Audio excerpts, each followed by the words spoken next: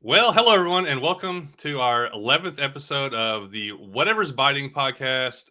And of course, I am John Dalton from Creek Fishing Adventures, but I'm also joined by Ethan. Hello, I'm Ethan, and I'm known as Fish Anything here on YouTube. I am so excited to be back, although I'm pretty sure you are going to be the champion of our last conversation. So we'll get to that. But I think I'm going to be the big loser today. We did have a little friendly challenge from our last one, where at the end of every episode, we have some kind of challenge to ourselves, like what's our goals. Well, this time we had a challenge against each other. It wasn't like the most fantastic turnout ever of it. But we have to have a winner and a loser. We'll find out that in just a little bit. But real quick, what's going on here recently? It's 1st of November. Around here in Tennessee, the leaves have changed and they're already starting to fall off. So a lot of leaves are falling off, getting a lot of leaves on the waters, on the river. Some of them are getting a little choppy. But the weather has been really warm and is made for some. I've had some amazing river fishing the last 2 weeks. It like really has gotten good, and I'll cover a little bit of stuff. But how what's it like up there where you're at? I keep telling myself I wanted to get to the river, and I never got a chance to get to the river this month. But yeah, weather's been definitely getting cooler, and the daylight savings time thing, man, it's just like I feel like it's just always dark. So I mean, you just don't have a lot of time to fish. Sadly, we're running out of time during the day. So fishing's been kind of, I would say, like a grind. It's not that the fish aren't biting; it's just you kind of have to work for them. In the couple times that I've been out, so. I've had some success between our last conversation and now, and it's been a lot of fun. But yeah, I think it's probably just typical fall where it's like it's hit or miss. It's day to day. You might go out one day and have a really great time. For me, I've only gotten out a handful of times, and when I did, the fishing was definitely a little challenging. But once you figured them out, you tend to catch a few. So, yeah, looking forward to kind of talking about what we got into. I've been trying to, with the weather being like in the 70s and 80s like every day here recently, like in the mornings have been the 50s. So like that's super warm. It's Like nice. it's been really great for the rivers and streams because everything is still active. Everything is like still moving, hitting. And I got here's my first show and tell. We're gonna get right into one because we got a couple and a lot of things happen. So I caught some fish on a lure that I am not sure I've ever caught fish on before. I probably have at some point. It's not something I'm confident in, and it's topwater. And that's one of my weaknesses is topwater fishing. And November, it was yesterday, November the 9th. I went down a little stretch of a clear, super clear river. I knew the fish were in there because they stay there all winter. I didn't realize they were going to be this aggressive and active. Wow. So here we go. I'm holding up. Oh, It's a spook. So yep. full size, heading super Zara spook. This one's like a translucent style. It's like a baby bass. It's a newer color. They new design hadn't came out with like several new designs. It's got a little feather on the tail. So I just don't. I'm not very good with topwater. I miss a lot of them, and a spook's not something I've really ever like thrown with confidence. But I was just talking to a guy at the tackle shop, and I was telling him about. I was like, because I fished this river the other day. It was a different section of it. I was like, I've seen fish. It's hard to get a lot of them to bite. He's like, have you tried throwing a spook? He's like, I might pull some of them up. And I'm like, yeah, whatever. So I go yesterday at 3 miles. I'll talk about my kayak in a minute, but I float down through there. Water is crystal clear. It's very low. There's like no flow from the dam. It's very low, calm, kind of for this river, which is usually fast flowing. And halfway through, I pulled out the spook, start throwing it, and I immediately got blown up on, caught like a 13-inch largemouth. Nice. I got blown up on again. And I floated a little ways later, ended up catching 3 more spotted bass on it. I just reviewed the footage of it. Like I got the camera behind me, looking over my shoulder. This is one time I wish I was wearing a head mount. I don't. Ethan wears a head mount. I never really do that. I need to try it, I guess. But I literally only wear a head mount because it gives me the best audio, and because it's as close to my mouth as possible. I It's feel right like there. I'm going to be shaking my head the whole time. Like I know it is. I Kind don't of know a how bummer. you do that. But anyhow, so I'll right on over my left shoulder. The camera sees it. I'm working the spook, and not even working it great. You know, I'm walking it, but it's not the perfect Mm-hmm. walk. All of a sudden, you see a fish come up. He looks at it 5 feet from my kayak, and I just like twitch it, and he just blows up on it That's right there. awesome. It's like a 13, 14-inch spot, but it was so cool. That's And there was that's another one below crazy. it. So they just come out of this water, like just appear. In So, November. This is so cool. Like, yeah. to be fair though, I guess I think back to college and when I fished for Kansas State and the college fishing team, I was catching fish well into October on spooks. So early November, I mean, it's the same thing, especially because you're a little further south. That's really cool. To be honest with you, I have a lot of experience with spooks and I loved throwing spooks, like the biggest, like the saltwater hooks Oh, model, yeah. like the big ones. But I don't hardly throw them, or I have not really thrown them much at all ever since kayak fishing, because it is so much harder to properly move water and like be a true power fisherman in a Yeah. kayak with a spook than it was in like a bass boat. It's so much easier in a bass boat because you have so much more like leverage and ability to work it properly. Like when you're in a kayak, I just feel like it's very hard. I don't know. Well, It's so much easier to cover water with a buzz bait or a whopper popper, yeah. you know? I was thinking about switching to a buzz bait, but I'm like, they're hitting this thing. It's pretty cool. Mm-hmm. And luckily, I didn't have to work it perfectly to get a lot of blow ups. But it was hard because I'm like also flowing with the current. So like Exactly. sometimes I'd be working it and I couldn't get the right cadence. Mm-hmm. I'd be moving. And then there was a little bit of leaves. Leaves weren't too big of a problem yesterday. But whenever I did throw it in leaves, I know there's a fish there, but then I get hung up in leaves. Yeah. So that was an experience that I had that was like something that's like I usually don't try too many new things. It takes a lot to get me to try new things, but I used it and immediately saw the results and saw That's the awesome. reaction. And so that was really fun. I'll that video will be coming out in a few weeks whenever I can get around to editing it. Probably a week or two. That's But awesome. Yeah. yeah, it was fun. Spook But I is definitely also unique. brought the trout magnet and I was throwing it around because the sunfish were super active. Like they were very active. Talk about caught redbreast, bluegill, yellow perch, and a creek chub, Nice. and a few of those. And the coolest thing I caught though was I think it was on a spinnerbait. No, it was on the trout magnet. So check this out. Here's a good one. You'll like this, Ethan. So I'm throwing a trout magnet on an ultralight rod, and I'm just going down this little bank, and there's a bunch of sunfish, and a little spotted bass that's probably 9 inches long. It bites it. I catch it. It comes up in the kayak, shaking, and something flies out of its mouth. I was like, "What was that?" I look down on the kayak. It's a log perch, about a 3-inch log perch, Interesting. and it hadn't been digested very long, so it's like all its colors were pretty vibrant. So that little 9-inch bass ate a 3-inch log perch and also a trout magnet, which is like a tenth of the size, in diameter, Sure. and everything. So that's just kind of funny. It was really interesting to see them eat that and stuff like that. But yeah, that was a pretty fun trip. That's awesome. So, a couple things. It is always kind of gross, but also interesting when they spit stuff up. It's like I'll grab it and I'll be like, why did I just grab that? Like, Yeah. that's so gross. It's like some half digested bait fish, but it is interesting because it gives you a feel for kind of what they might be eating.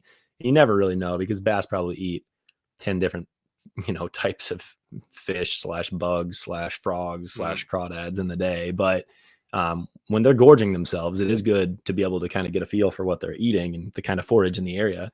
And I think we both as anglers find that stuff interesting. So always cool. So was that the last fish you caught? When was this your last trip? Oh, yeah. So I fished yesterday. The last fish I caught. I got to know. Oh, That's our thing. I can't remember if that wasn't that fish, but I You can't catch so remember. many dang fish, you can't even keep track. I can't remember if the last one was on the top water or I pulled the ultralight out one more time because I didn't like. There was like a section like the last half mile I didn't catch anything. Yeah. Either way, I get the point. It was one of those. I'm gonna say it was the last memorable fish was my biggest. It was a 16-inch spotted bass on this top water. That's So awesome. I throw it off it's like this rock wall. I throw it up there, twitch, boosh, like this huge blow up. I yanked like an idiot and miss it. Yeah. I was like, why did I do that? Reeling, throw right back in there, twitch, boom, let him hit it and just reel in slow and caught him. What setup were you using with the spook? Like what kind of equipment? So yeah, so this is a newer rod that I've had. It's a I'll think of the name of it in a minute, but it's a 7.3 Yes. medium heavy, Yes. and it's actually a spook rod. It says for spook. Okay. What's the brand? They're green and black. Um, They always say the name of the like what they're for on there. Okay, IROD? I'll think of I it in don't a know what's second. green and black. But it's Um, I think I had 40-pound braid, and nice. This is exactly what I was gonna say. This is the spook setup right there. Like a okay, 7'3", because that's I wanted to talk about it. I wanted to talk about like okay. what setup you like, and it sounds like you literally like exactly what I was gonna say. So Well, I really only great. used it because it says spook rod. Other than that, I wouldn't have known. And I've been messing with that rod recently on Magnum flukes, and Mm, it feels really good for Magnum flukes. nice. Like it lets me twitch really. It's like I don't know what it is about that, but it lets me twitch really well. Hmm. But Probably just without has just having a too much. little. It probably just a little bit of softness to it, to where it cushions Yeah, that bounce, and it just bounces it back and forth. Like if you have too stout of a rod, you're almost like yeah. it's not moving the bait properly and giving that proper bounce. But if you have too soft of a rod, it's going to be probably hard to get the hooks buried and stuff. So um, that's cool. Yeah, that was the exact same type of setup I used to use when I did a lot more of that. And that's just been so long since I've thrown a spook, but I always like that little bit longer rod. And I like the braid. My buddy turned me on to the braid. I always threw monofilament, and eventually I switched to the braid. And it took some getting used to because I think like every bit of me wanted to like really baby the fish with those treble hooks. But what I realized is once you started to use those little bit bigger treble hooks with the braid, you just got Mm, to hook them and horse them in. It's not exactly a fight, but it's the best yeah. way to land the fish. And we had some really good success in tournaments in the deep part of fall, throwing spooks in shallow Mm, water for aggressive fish. And you're bringing back some really good memories just by sharing that story. I think the other time of year, honestly, is like dead of summer when the fish are chasing bait, like over a deep point or something like that. And those spooks can really come out and be handy. But it's a unique bait and it's a unique bite to get them to. I feel like 90% of the time there's a better topwater than a spook, but when they're on it, there's no better topwater. It's kind of weird. I think the because the water was so slow and there was like these deep pools, I was able to use that lure. If it was moving normal speed, I probably wouldn't have been able to work it very Mm, well, and true. it'd probably been better to use like a buzz bait or something if they were gonna come up. But it is kind of cool how you can sit that thing in a spot and like work it and kind of keep it in a little True. area. Yeah. Especially like I was watching fish come up and look at it a couple times, and I'm like, all right, they're coming, All right. This and makes me think of something. I got an interesting question for you. Since I don't think we had any questions from the crew. So everybody, if you want to leave a question, just drop it in the comments below. Otherwise, I have an interesting question because it's on topic. What is your least favorite topwater and why? And then what is your absolute favorite topwater? I don't, I don't know what the least one is. Whatever I don't use. I mean, I don't do a lot of top water like poppers. I don't know if I've like when I've caught a fish on a popper, but everybody talks about them. I just don't use them. I need to use them. My Well, that's favorite my though least favorite. is it popper. Yeah, Um, I can't stand it. okay, I have caught a couple fish on poppers, but it's very rare. Buzzbait is probably my favorite. When they're just hitting it and they're committing to it. 100%. And because you can, it's easy to kind of get it moving. Throw it Yeah. out, cranking it, it's chopping across, and when they hit it, they're just like whoosh, they're coming at it. Yeah, it's like that And I've had toilet bowl swirl. some good bites this year on it, where I'm starting to use it more. And whereas the Whopper Plopper, like I like it, that's like probably most people's favorite, but I Yeah. just don't like dealing with the treble hooks. So kind of like the spook. The spook, I was a little nervous throwing it in the kayak with me when the fish is flopping around. Oh yeah. Um, but yeah, if I can catch them on the buzzbait, that's a pretty fun, Yeah. easy, kind of nice way to do it. I think a lot of people would probably say frog. Oh I yeah, don't I wouldn't say frog just because I feel like I've had such limited success like with hook sets in the kayak. Mostly because I don't throw it enough. But when I do throw it, I just feel like I can't get it dialed in. It's like I just struggle to because that kayak moves when you try to set the hook and there's a lot of moving parts. I'm with you. I'm literally identical answers. Like popper, I don't love the popper and I know it can be really deadly, but I struggle to have the confidence in what my cadence should be. So if people are expert popper anglers, feel free to give us comments below on how you like to work a popper. But for me, it's like, I never know if I'm going too fast, too slow. And if I want to work something fast, I would just rather throw like a buzz bait. And the buzz bait to me, like you said, that single hook, if you get a good one, they can just rise to the top quickly and you can cover water really crazy good. You know, you can work them around cover really well because they don't hook onto stuff. Yeah, I'm a big buzzbait fan as well. So, okay, well, back to the show, the regularly scheduled show. I just had to ask the question. You never know what you're going to get. If you're listening to this, we appreciate you listening. But we're just talking about like what's been relevant recently and giving you our takes on things. And I would not have imagined we'd be talking about spooks in November, but here we are because we're learning just like you're learning all the time. And it's fun. It's even for like, I think the more you get into fishing, whenever you learn something new, it's even extra exciting. Like, you know, I've caught tons of fish. Now I caught them a new way or learned something new to try. I'm like, wow, that's how have I not tried this earlier? How have I not figured this out earlier? I think the other thing is that a lot of times we go out there and we just we count things out and before we even try them, right? Like the fact that you actually threw the topwater is like a lot of people have just been like, no, can't throw a topwater. It's November. It's too cold. Like you said, no, let's try it. And it worked. And so I'm so happy we are talking about topwater fishing in November because I feel like that's what this show's about. It's like, it's not about, giving you, it's about being willing to go out and try different things and, understanding that fish are crazy and they're weird. And the fact that you're catching them on topwater right now kind of makes me wonder what I could be doing here in Michigan, because I bet you I could still be catching some fish on other techniques that I probably just totally ruled out in my mind. So keep an open mind, anglers, keep an open mind. I think that's definitely a part of it. I got one quick story and then we'll get to our challenge about that. So like 5 years ago when I first started my YouTube channel and I still didn't know hardly anything about bass fishing, I caught, it was December. It was like 40 degrees and I was fishing below this dam and I threw a whopper plopper and caught a bass on it. And now I would never do that. I would never throw that lure because I'm like, well, that's not the thing to do. But I didn't know anything about anything. And I threw it in an area and caught a fish. So, yeah, I mean, the more you learn, the more you got to step back and say, all right, now this isn't always true. There are exceptions to everything. And I think that's what makes good like tournament anglers. Oh my gosh, yes. Like that. That's because I've done it before. I've gone out in tournaments and I have such a thing set in my mind that I cannot deviate from it. And then like almost all the way through the day, you're like, you know what, this ain't working. Like, why didn't I just?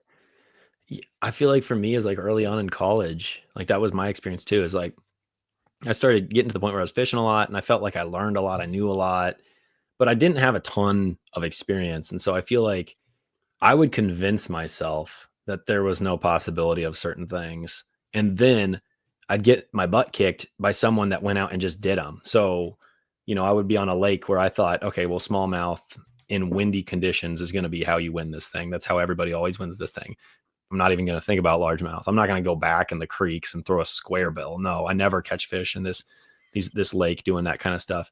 Meanwhile, people are going back there and just fishing traditional largemouth, going up, flipping muddy water, and they come in and they win. And it's like I was just grinding all day trying to find smallmouth and wind and did very poorly. And it's just so funny is like you think about that. It's like for tournament fishing, it's like you got to be willing to go grind, but also you got to be willing to go try things that maybe you convince yourself wouldn't work before the day started. So this has been a good episode, man. This is fun conversation. I do have. Well, we'll get to it if we have time. I'll get to my tournament that I got third place and won $130. And my video on that's already out. But we'll if we got time, we'll talk about it at the end because that's a cool little tournament challenge that I did to myself. But what we need to do, what they clicked on here. They've been listening for 19 minutes to find out who won the challenge. That's what they came for. So tell us the challenge, what we talked about last month. Give us a little recap. For the last couple of months, I've been talking about how I want to catch crappie. And so last month we were like, we haven't really been catching any crappie. We're both like, well, we both want to do that. What if we make a fun little game around it, and whoever catches the bigger crappie, got to take a picture of it, is the winner, just for bragging rights. I don't think we put anything on the line. And so we both had whatever 4 or 5 weeks to go out and figure out some crappie. And I've been out a few times, and I've certainly put in some effort. But I hate to admit it, John. I'm just going to go right to what happened for me. I think All I right, caught 2 crappie. I think between then and now, I think I've caught 2 total crappie. One was probably like 4 inches, so that doesn't even count. The other one was probably like 10 inches, and I caught it early in my trip. So I'm just like, oh, this won't be like, I'll catch a bigger fish than this. I'm not even going to think about it. Threw it right back. Should have taken a picture of it. Just like tournament fishing. You don't just throw a fish back, you take a picture. Because who knows? You're probably going to say that you brought one in bigger than 10 inches, but even so, that might have potentially put me in a spot because it was tough, and I did not catch squat ever since that crappie, and I'm very upset about that. Yeah, I didn't get mine on the board, but I could have won. I got a picture of it though. You probably can't see this, and it looks. Oh, I could have won. No, it's bigger than it looks. No, that thing's like 6 inches. Yeah. So it looks tiny, but You it also was have at a huge least foot. 10. It was 10 to 11 inches. It's Okay. next to my size 15 shoe. Oh my gosh, you wear 15s? Yeah. Yeah, that So- thing's a slab. That's probably a trophy. It- It's like a 6-pound crappie.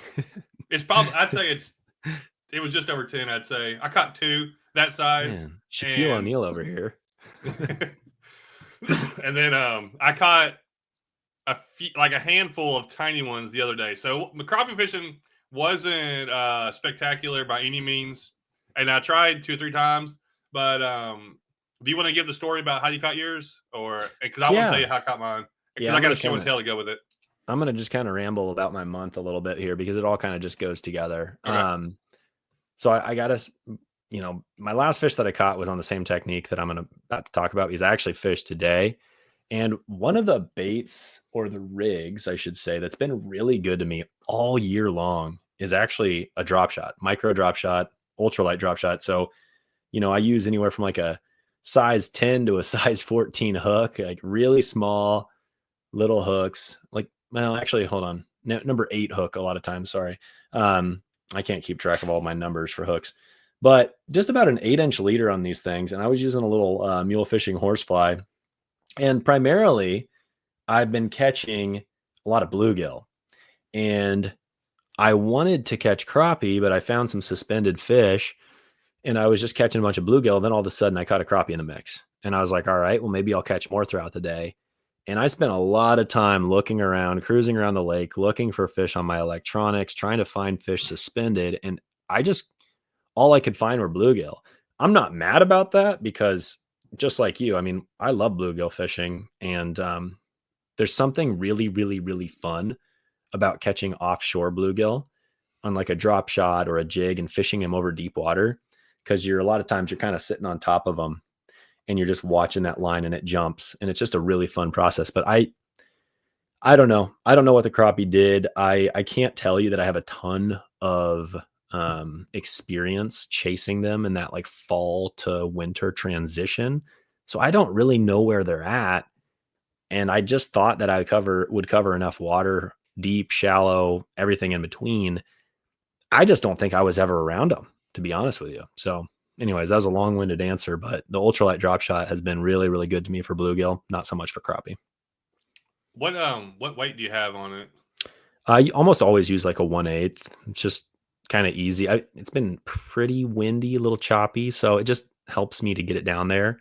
Yeah. Usually for like suspended fish, I would rather just throw a jig, but for some reason the drop shot's just been really good in these last couple trips. It just swings through there, and I can just kind of keep it right in front of their nose, and they've been eating it. The first time I actually I went for crappie, going for crappie twice. And the first time I went to this little creek spot that's like a creek channel that when the river draws down and the lake draws down, it gets pretty shallow. And I caught like a 5-inch crappie, and then like another one that was like 6 inches, and then I kept seeing little fish getting busted, and I pulled out a little underspin, ended up catching like 4 or 5 little largemouth that were like 12 to 14 inches, but were like fat. They were in there. I went back to that spot, and didn't catch anything. Hmm. So the second time. So and then I went to like that day. I went to like 3 other spots that are like bridge. They're all like bridge pull off. You fish like beside a bridge or under a bridge, Sure. and I didn't catch anything from the other 3 spots. So it was Wednesday of this week. So it was like 4 days ago. I was like, I need to catch some crappie, and so I went back to the spot where I caught them the first time, and I didn't catch anything. I think I had a bite from one crappie, and I think I had a bluegill bite, and there was no bass, no nothing. And I'm like, I don't know what happened, but a lot of people have been fishing there, and the water's been low, and it hasn't rained, so they haven't had a chance for anything to replenish. I don't think anything else could get in there. So I'm like, all right, well, I'm going to go drive like 30 minutes to another spot. I drive to another lake above, and the water is all the way up. Keep coughing here. I got cough drops in me, but I got my winter cough coming in. So I go to that next lake, and I thought I could walk the bank because I'd found this place last year, and I couldn't get to there was no access, and the water was deep, and I couldn't really walk the bank. Didn't catch anything. So I go down. I'm like, all right, well, I'm gonna go fish below the dam. There's a little like sidewalk, and I hadn't fished it in a year or more. There's like 2 people down there, so I go down there, start fishing, and there's like just giant balls of shad like coming up to the top and just like turning sideways. And I'm like, there's got to be something below these shad, like following them around. So I pull out this rod right here, and I don't know if you've tried one of these rods. This is the Lose Light. It's a very nice, comfortable handle. They're $119 rod. This is a 6'4" light action. So it's got a little bit of a backbone to it. It's not like a whippy rod. It's a very kind of a firm rod. I got a Shimano Sahara 1000. I can't remember what braid that is. I think it's 6-pound braid and a 4-pound leader line. Nice. And I'm gonna cough the whole time. I have a 1/16 ounce jig head and a chartreuse Bobby Garland. Nice. Which I think the color is called Moon something, but very bright. And that's one of my favorite little rigs and jigs. They just catch all kinds of stuff. So I throw it, and I'm letting the lure fall as far as I can. It's pretty deep. I'm trying to let it fall all the way to the bottom because I'm thinking if there's something down there, I need to get down lower. First 2 fish I catch are yellow bass. Then I catch 2 crappie that we had, and then I caught like 2 more yellow bass, and then I caught a tiny little smallmouth bass. But I was only there like an hour, so I'm thinking about going back there. Yeah, you should fishing some more. I like that kind of fishing. Just so I agree. Like with the 1/16 and the little 2-inch minnow profile, that's the 1/16. That's what I've been trying to catch crappie on, but I don't think I've been around fish, so I just kept picking up the drop shot because at least it was catching me bluegill, and it's a smaller profile, so bluegill eat it well. But I just use a Mule Minnow 2.2 on a 1/16 ounce mule jig. That's like my go-to crappie rig, very, very similar to what you're using. And it's so fun. I like to be able to bank fish and just kind of swing those down through deeper water. It's hard to find like locations like that where you can kind of fish over deep water from the bank and still get on some crappie. So if you've got the spot, man, you should hit it again. I want to live through you on your video. I'm thinking about, I need to go back there with some minnows and there you go. And maybe put them on a drop shot where I can like sit them almost on the bottom. Like a slip float rig would be good. Just do a slip float rig and just set them to be like whatever, 12 foot, you know? Oh yeah. I don't know never used a slip float. That's something I'm not familiar with how to do. I've watched people do it, but that's something I need to try. Yeah, watch my video. You spend some time watching it. Watch it like 3 or 4 times in a row if you want to really help me out. Just keep let it put on repeat. Just keep watching. Just kidding. There's our challenge that we failed at. I'm sure we'll probably catch a ton of crappie this month. They'll just be coming in left and right. I don't know if I'll catch. Dude, I don't know what I'm going to catch this month. Now you're starting to talk forward, and it's like, man, here in Michigan, so like I said, I just got out today. So I did want to kind of talk about this rod Yeah. because I've been talking about the ultralight drop shot a lot, but I was thankful that Temple Fork actually gave me this past time, and they actually gave me two, and I'm going to be giving the other one away on my Instagram, like probably in the next day or two. Wait, But how do you enter for that giveaway on Instagram? I'm literally going to put it on my story for like 24 hours, All right. and people are going to have 24 hours to enter. I don't do giveaways on other things because anytime you post a giveaway somewhere, you have all sorts of like bots coming in and trying to rip people off and asking them for personal information and stuff like that. And I do not want anyone to get like somehow scammed. So what I've found is that Instagram stories for 24 hours is the best way to do giveaways. I know a lot of people would prefer I do them here on YouTube, but it's a little bit, I don't know. I just feel like I get spammed for the next like 6 weeks and I don't want to deal with that. So anyways, that's besides the point. It's like a $250 rod. It's not necessarily cheap, but the one thing that you will notice is it says made in America right here. It's got an American flag on it. And I think a lot of times people, they want stuff to be made in America. People aren't always willing to pay for what it takes to be made in America, but I got to give props to Temple Fork for making, a high quality ultralight here in America. There's not very many of them. Most of them are made overseas. Nothing wrong with that, but I think it's kind of neat that they were able to make something here in probably Texas is my guess, and very high quality. I would say it's very, very similar. You may have seen my video, but very, very similar to the Temple Fork trout and panfish, except it's just higher end. So like all the components just seem higher end. So very, very versatile. It's been so fun to fish that drop shot on it. I think drop shots and like spoons, a little bit of jigs. I think those are things that I'm going to be using this rod for a lot. I went for the 6.6 model, which is really great for some of those little deeper water techniques for crappie and bluegill and whatnot. So anyways, thought I would share. My buddy Conrad, Exploring Adventures, he loves the TFO. He has the 7-foot ultralight with braid, and they catch everything on that, from bowfin to bass to crappie to yellow perch. And he lives the coastal areas of North Carolina, and there's just so much diversity of fish over there. It's like, I'd go there more. It's like 7 or 8 hour drive, but that's one of the most diverse places I feel like I've ever fished. There's just so much, and then there's brackish water. But he loves that rod, and I'm thinking about getting a 7-foot. I'm like, I usually don't like a 7-foot, but it is nice whenever you are fishing a bigger area and you want to make a little longer casts, or you can handle fish so much better, bigger fish or whatever. Yeah, I usually like 6.6 or. Yeah, I've used so many different rod lengths. I mean, 5 foot, 4.5 foot, all the way up to like 7.5 foot. And I got to be honest, I really do like longer rods. It's just, it depends. I don't like them for everything. They're good for a lot of open water fishing and deeper techniques. Can't hardly be beat.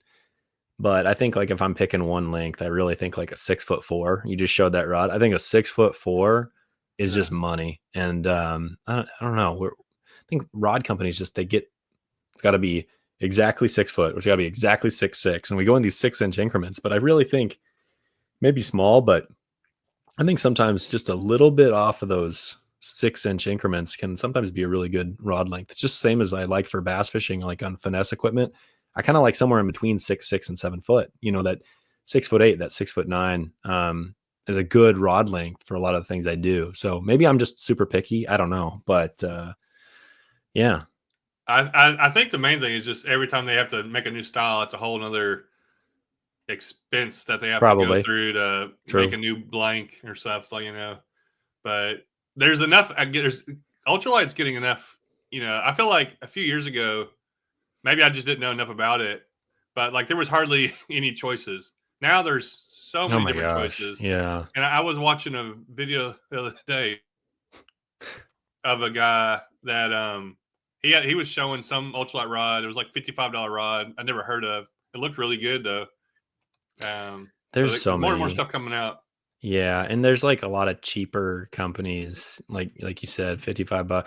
There's like some of the just like Chinese companies that don't even like have like a brand. I think there's like Handing, I think it's called, and they've actually emailed me a few times. People have asked me to review their rods, but yeah, there's, with just so much more popularity on ultralight, there's just so much more hitting the market. And at a certain point, I feel like I got to stop reviewing rods, but at the same time, there keeps being more, and I just can't help myself. Yeah, you're the go-to for the rod reviews for sure, on the ultralight stuff. So, anybody want to send Ethan some more rods? He'll make a video reviewing them all. I got It's just a great way to go out and here. fish too. It's real fun to just like, hey, I got this new rod. I'm gonna go out and fish with it. How's it feel? What's it? Oh, I've had this in my office all year. I still haven't used it. A Daiwa I don't even know how to say it. 4-piece rod. Kind of comes in a cool box. I want to do a video on it. It's like a travel rod. Yeah. And I think it's going to be a little bit softer. I don't think it's going to be quite as much of a jig rod, probably a little bit more of like a treble hook bait.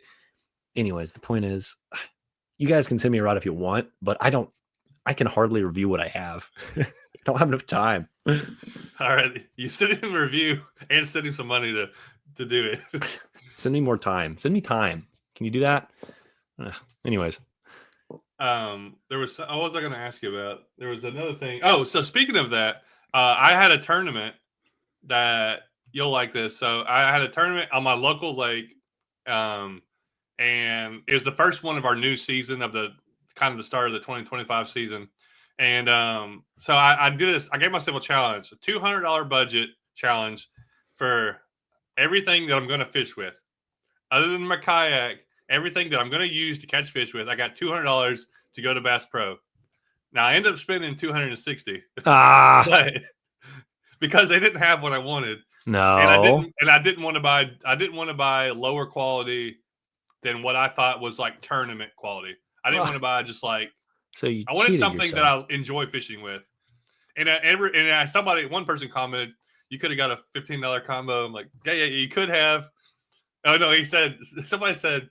You could have got like a $15 combo and done this, and it had been the same. I was like, well, I could have got a $15 combo, but it definitely wouldn't have been the same. There's a big difference. So I ended up buying the rod was a Abu Garcia Vendetta. I think the Vendetta.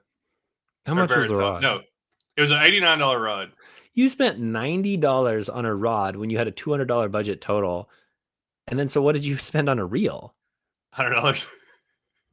Well, I wonder why you went over 200, because if you got a rod and reel for 190, what I wanted. I wanted what I wanted, and that's the part of a budget. You should have made it a $300 challenge, John.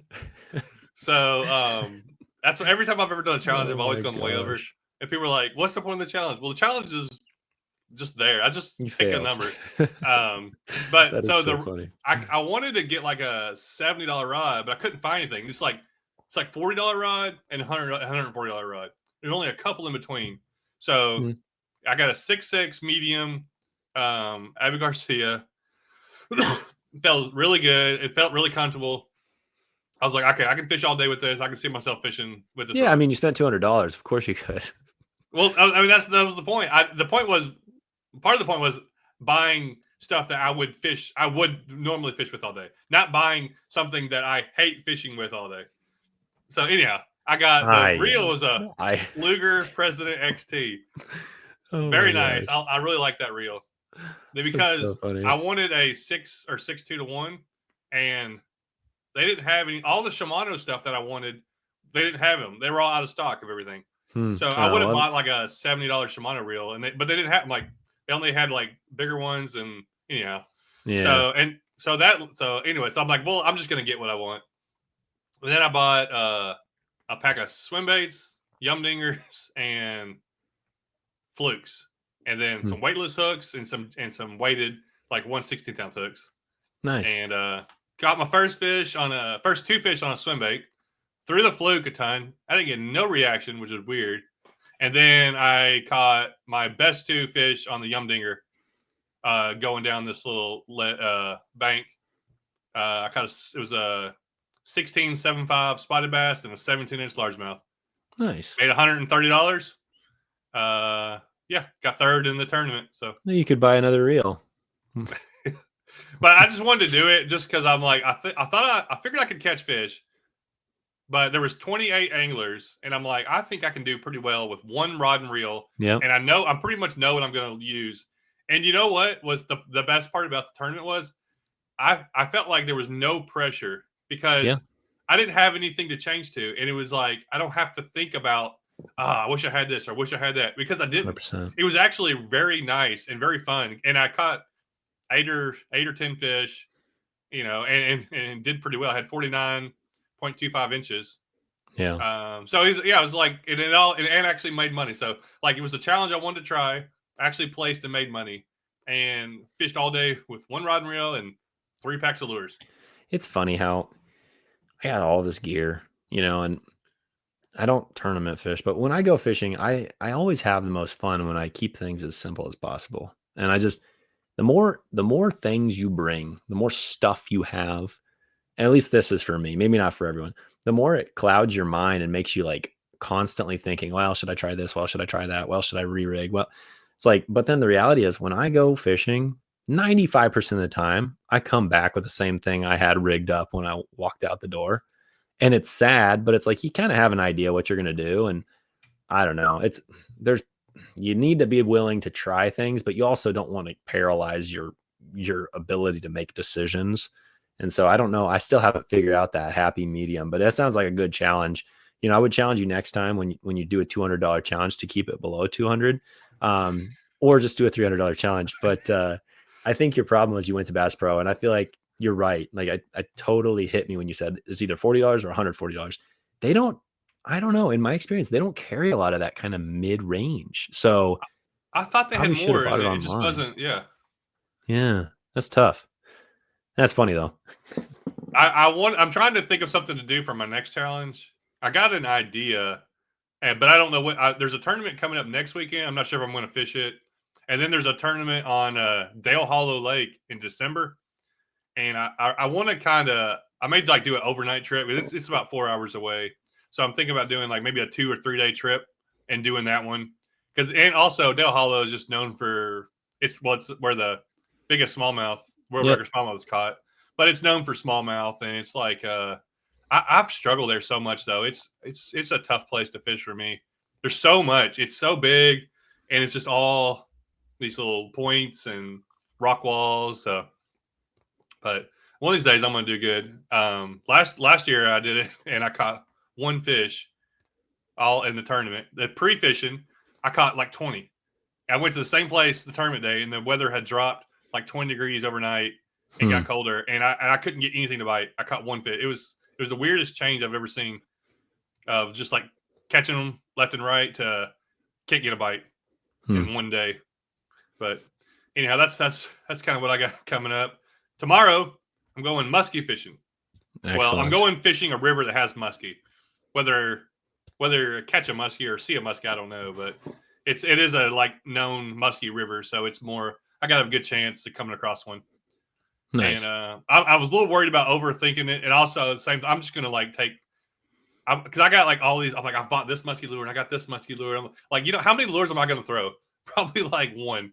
So I'm bringing like one heavy rod, 1 or 2 lures in case I lose one, and some bass lures. I don't bass fish a lot. Yeah, just bass fish with a spinnerbait, and you might catch a muskie. That's probably my main thing. That's probably what I'm hoping the bass are biting the spinnerbait, Yeah. and I'll probably just throw it like most of the day. Man, that's cool. I hope you catch one. That'll be interesting. I'd say that's a good one that we can kind of check back in on in a month when we talk again. And I got to be honest with you, I've been sitting here kind of like pondering, like what do I want to do between now and the next one? And I really don't know. I feel like I would like to fish moving water, so it could be a trout stream. For some of the trout streams that are open year round here, and I could technically get out and catch some brown trout.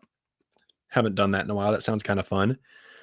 It also could just be, a bigger river and just see if I can't find a bass or two or whatever's willing to bite. But I think I want to try to fish open water or open current of some type. And then the only other thing I can really think of is, man, it's starting to get to be maybe I go throw a spoon around a little bit and try to catch some yellow perch. It's getting to that point in the season where I don't know how much more, of my style of fishing is left.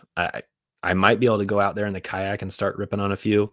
I did have some success today, but I don't know when. I think we've got stuff going on next weekend as a family, so I don't know if I'll be able to fish in a week. So It's just going to get colder and colder, folks. I don't know. So I guess I wish I had an answer for you on what I'm going to do this month, but I guess there's something fun about the fact that it's a mystery to all of us. And we'll find out in a month when we talk again.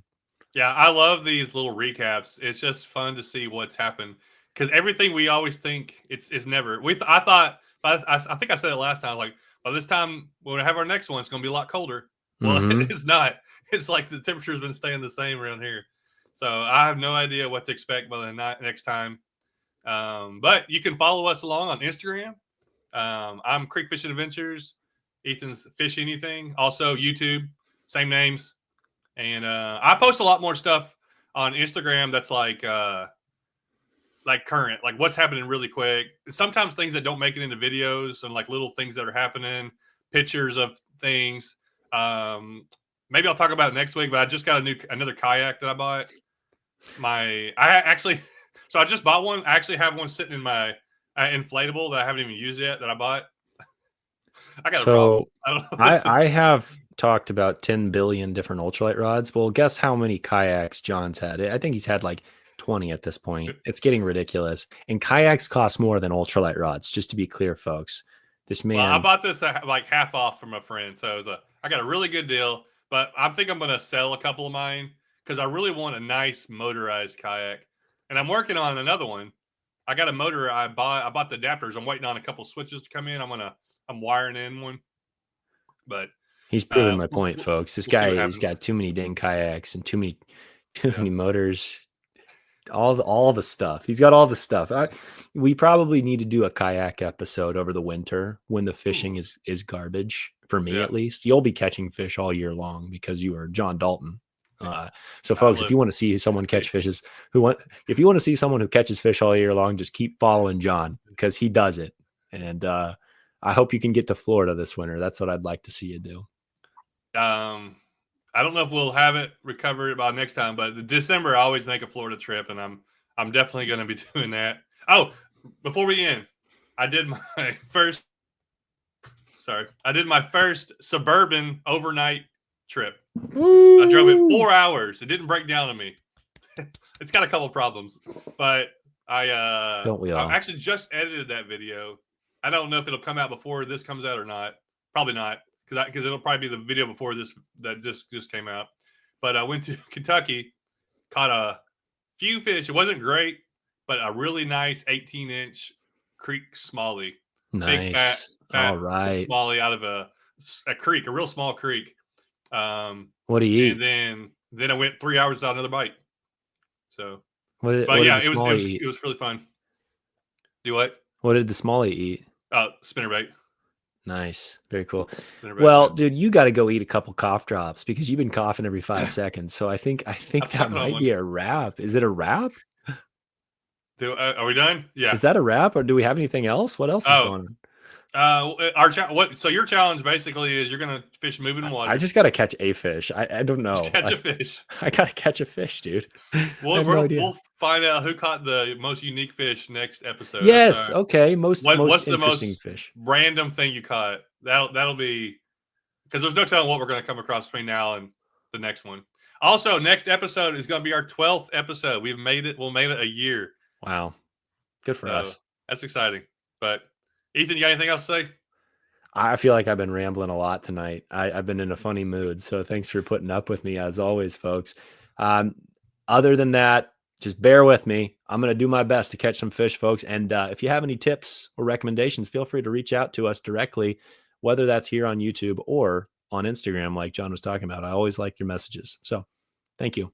Well, thanks for watching. You've been listening or watching. I'm not sure which one, the Whatever's Biting podcast. So hope you can get out there and catch whatever's biting.